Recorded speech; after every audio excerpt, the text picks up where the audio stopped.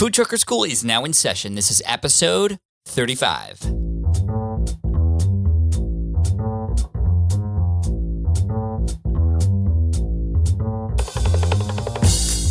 What's up, everybody? Pavlin here, your host. And you know what? We're here to serve you. You're so busy serving other people. Well, we are here to serve you. Whether you're just getting started or you're a veteran in this business, this is the show for you.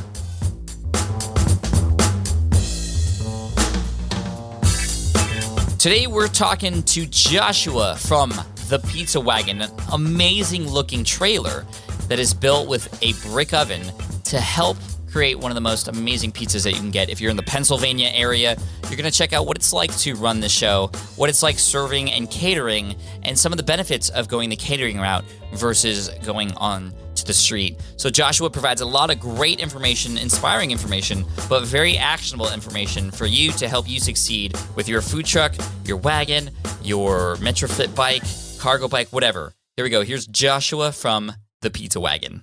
All right, what's up, food truckers? Pat Flynn here again with Josh of Pizza Wagon. You can check him out at ilovethepizzawagon.com. Josh, welcome to Food Trucker School. How are you? I'm doing well. Thank you for being with us today. Now, can you give us a rundown of the quick history behind your Pizza Wagon? This isn't a food truck. This is a Pizza Wagon. How would you even describe a Pizza Wagon to the listeners out there who may be in their cars right now and they can't see what it looks like? So what we are is we're essentially a trailer that opens up, and we feature a Italian-made wood-burning pizza oven, which sits right next to a refrigerator, and kind of a traveling Italian restaurant on wheels. I love that. And which area of the country are you serving right now? We are based right outside of Philadelphia, and we service the Philadelphia market and the suburbs. That's so cool. And I'm looking at a picture right now. Again, everybody out there, if you have access to a computer, ilovethepizzawagon.com. You can see what the trailer looks like. It looks amazing. Where did you get the idea to put this all together? So my ideas kind of culminated from a drawing that my wife and I literally sat down one night and kind of wanted to show off the oven and didn't want to put it inside of something originally, and kind of just drew a drawing. And I've been a chef my whole life, so workflow is always big. So I was able to kind of imagine the flow of a pizza peel traveling in a circle, and it just kind of unfolded fairly easily for us. And then the aesthetics of it kind of came together with the flow, and we kind of just went for it. That's really cool. It looks great, by the way. I love it. I can't wait to check it out when I'm in the Philadelphia area. And you say on your website, it's not your average food truck, obviously. And then it says it's a self-sustained mobile pizzeria. What do you mean by self-sustained? So we come with everything we need. So on the back side of the trailer, there's actually a hand-washing sink, a 3-way pot sink. On the front side of the trailer is the refrigeration and the pizza oven. So with those elements, I mean, that is pretty much what's in a restaurant and makes a restaurant go. Mm-hmm. So we put those aspects right on a trailer. And I kind of tell people when they're asking me when we're doing catering jobs, like, well, what do I need to bring? And I literally tell them, you could have 100, 200 people standing in the middle of a field. I can pull up and serve pizza, and we bring the tables, cool. We bring everything we need. And, you know, we're a traveling restaurant, essentially. Yeah, you make it happen. Now, why this and not a food truck? Initially, we went back and forth, and actually kind of interesting, we pulled the trigger about 2.5 months ago, or a little less than that, about 2 months ago, on an actual food truck featuring a wood-burning oven in it. But we went this direction because we thought it might be a little easier. We were kind of worried about having one unit and having catering jobs and what would happen if, the truck broke down. And the nice thing about a trailer is if something happens, I can always, and I've had my pickup truck that I do tow the trailer with break down, and I can just go out and rent a truck.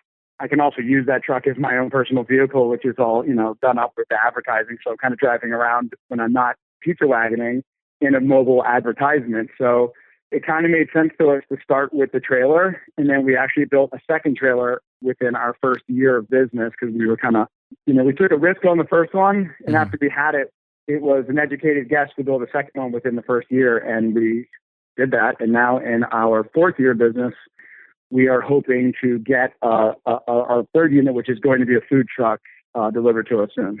That's very cool. Well, congratulations to you and your team for all the success. Again, you can find them at ilovethepizzawagon.com, on Twitter at thepizzawagonpa. Is that correct? Correct. And then facebook.com/thepizzawagon. Wagon. Super cool. And I think it's really interesting because a lot of people, they want to start a food truck. They might not necessarily have the funds or don't want to take that huge risk on right now, which is obviously a little safer than, going all out with just a mobile or a brick and mortar. And the food truck is kind of the next best thing. But I think a wagon is a fantastic solution. What were some of the challenges for you, however, when you first started? What were some of the things that maybe were unexpected that you kind of had to figure out along the way? Honestly, the first thing that was kind of unexpected is how hard it is and how much time and energy and money, more so all three of that we have put into the business than we kind of really expected to, when we were thinking about the business. Mm-hmm. Doing pizza is great. Pizza is something that everybody likes. I heard a stat that 30% of Americans eat pizza every day. Yeah, so it falls in line. It's a great food item to have in festivals and food truck events for catering, which is primarily what we do. But going along with pizza is very hard. It's a long prep day, making dough balls. So we did an event this weekend where we prepped 1,000 dough balls, and for me and 5 guys to make 1,000 dough balls took a lot of time. And luckily for us, we sold all those pizzas. But sometimes we make 600 dough balls and we sell 300. And we may not have a job for 2 days because we don't have a restaurant, and those dough balls end up in the trash. Right. And, the cost of a dough ball isn't great, but when you add in the cost of the labor that took to make the dough balls and the commissary and all that stuff, it ended up, that was kind of something that we didn't foresee going into it. And the labor, just cleaning all those dough trays and dough boxes and cleaning the pizza wagon after an event. The events are fun. When we go out and we cater, it's actually the easier part of the whole aspect of those events. When we cater a party for 100 people and we're there for 3 hours making pizzas, talking to people, that's the fun and easy part. The part that nobody sees is the 5 hours of prep and the 2 hours of cleanup and the power washing of the trailer and all that stuff that goes in after it. That was a little more overwhelming for us in the first year, kind of not expecting that. I thought maybe I could roll in the business with me, my wife, maybe a buddy, hire a guy. Mm-hmm. And it ended up that we ended up bringing on more people than we really thought. And we ended up with a bigger kitchen than we thought. And it's kind of spiraled out of control. And actually, as we grow, as we've been growing, you reach these other milestones. I'll call them to do this weekend where we needed 1,000 pizzas. I realized I didn't have enough refrigeration for 1,000 pizzas, the cheese, the pepperoni, and all the accompanying items. And we ended up having to buy a walk-in refrigerator, kind of on a spur of the moment type thing, and put it together while we're prepping and all that. So, there are things that we didn't think of in the beginning that have come up, and I guess it's kind of hard to foresee everything that's going to happen.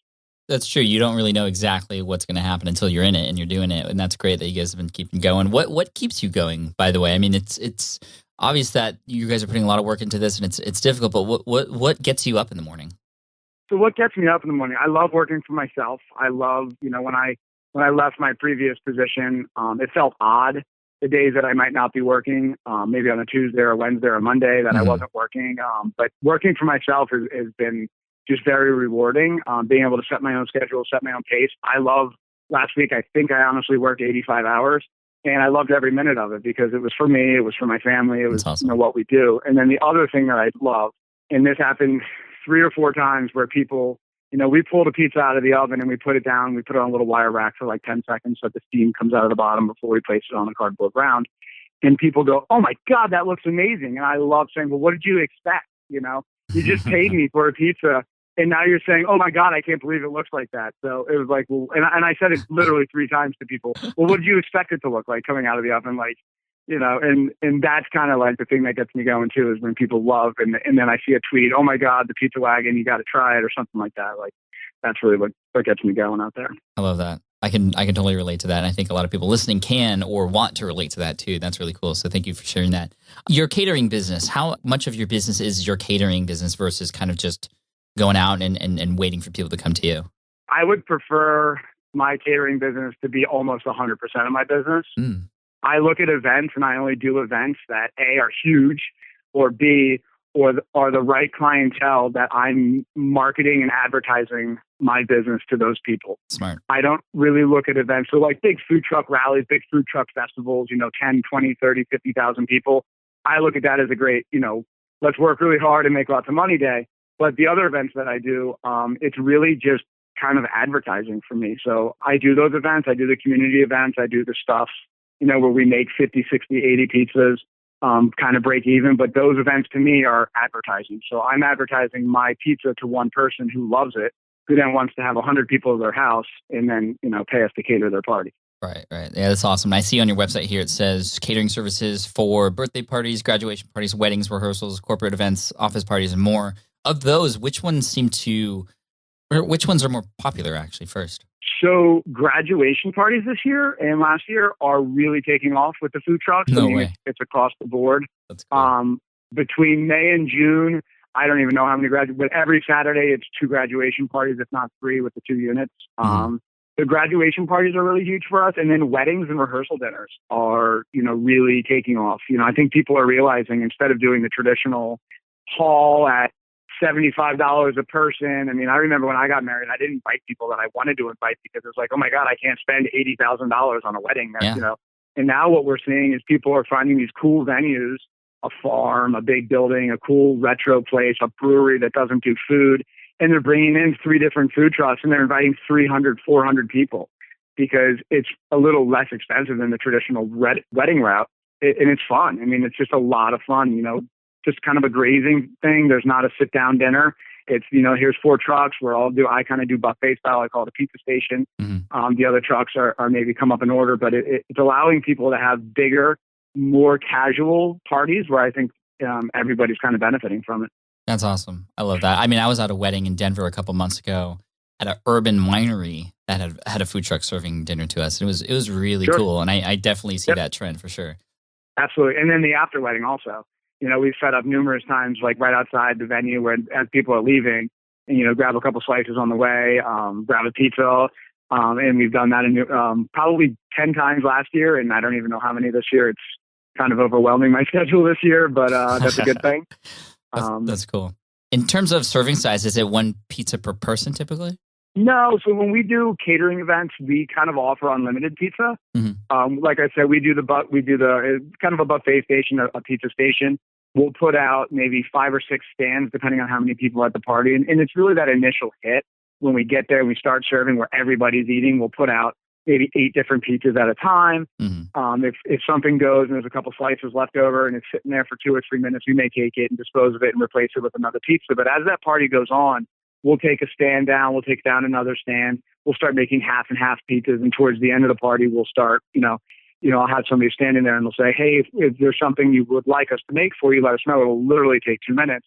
And then we'll make a pizza and put it out there for that 1 or 2 people that might be eating towards the end of a party. But typically, depending on the group, it averages to about a pizza and a quarter a person for an event.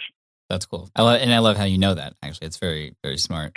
Quick question, because I know this is at least in California where I'm at. Every pizza place now has a gluten-free option. Do you guys offer that, or is that something that's not on the menu yet, or something you've considered? So the gluten is an interesting one. We don't offer any gluten-free options, pretty much because in my commissary, which is just 1,000 square foot rectangle, we have a mixer. The mixer splashes around flour. Flour is all over everything. It's all over me. It's all over the pizza oven. It's all over the Pizza Wagon. So if there's somebody that just chooses to be gluten-free, we can definitely get a gluten-free shell and make them that pizza. But for anybody with celiac disease, and the people with celiac disease know that they should never eat in a pizza, a pizzeria or an Italian restaurant, because 1 speck of flour is pretty much as bad as taking a whole bite. Yeah. We really can't accommodate it. Yeah. So, no, I've just been noticing this trend of even people who don't have celiac disease, they feel like it's a little bit more healthy, or they just don't have they don't want to take a nap after dinner or whatever. But anyway, that's cool. But yeah, okay. So to finish up, I mean, this has been a great conversation. Again, thank you, Joshua, for your time. I love thepizzawagon.com. Go ahead and check them out. Any final tip for somebody out there who's listening who doesn't have a food truck yet, or a food cart, or a food wagon, and they really want to get into it? What would be the advice that you would give them? Go work for one for a year before you do it. Yeah, I think that's great advice. See if you really want to do it, essentially, yeah. And, when you're building your truck, I can tell you that, right now food trucks are huge and people are trying to get into it and everybody's running to buy a food truck. You can't even find a used 20-foot step fan right now. If you do, you're going to pay a lot for it because literally there's none out there. With our new truck, we ended up buying a new truck, a new step fan, a brand new 2015. But, with the food truck builders, they're all very busy right now. So, if you're in a hurry or you have a date in mind that you wanted, I would definitely try to get that in writing before you pulled the trigger on anything. Yeah, absolutely. Hey, Joshua, thank you so much for your time. It's obviously that you're passionate about what you do, and I think that has led to a lot of the success you've had. So best of luck to you and the team. Again, I love the pizzawagon.com. And Josh, when this goes live, we'll help share it with as many people as possible. Awesome. Thanks. Thanks, Josh. Appreciate it. No problem. Thanks. Talk to you soon.